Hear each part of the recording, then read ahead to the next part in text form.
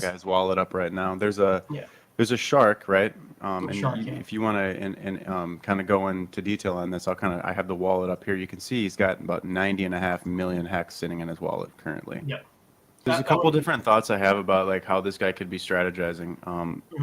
Now I'm going to name drop. Funding Jim came into a thread on Twitter the other day and was kind of speculating what he thinks perhaps this actor is doing.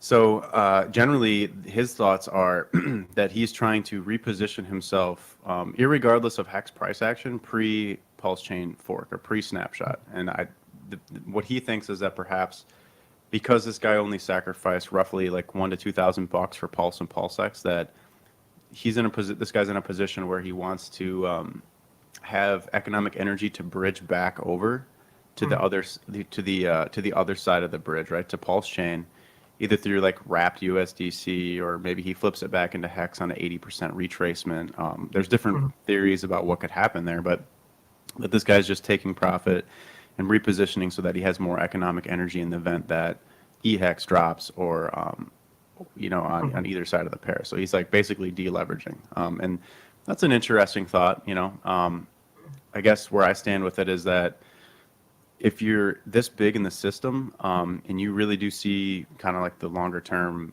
outcome of how this can go from like a market cycles perspective, like to me, and that's not me, right?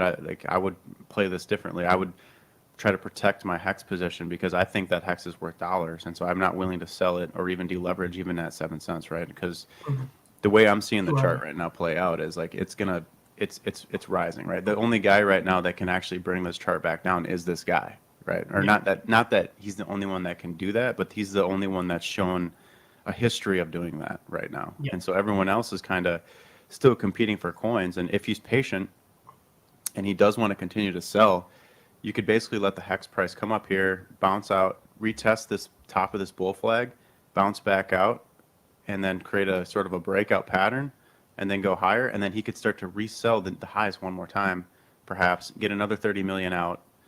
Or, better yet, maybe you provide liquidity outside here in these bands, right? So that, where there's no liquidity, you could actually set up single-sided liquidity looking to sell your hex effectively without hurting the price. So as price came up through here and went higher, anything that you had inside of this box would turn into USDC, right? And you'd make fees doing it. So there's other strategic ways to go about exiting, and I just encourage those guys to look into it. I'm not pro or against this guy selling it. If this guy wants to sell, I'd rather him sell, in these ranges, right? If he's going to use the market sell button, but it's up to him.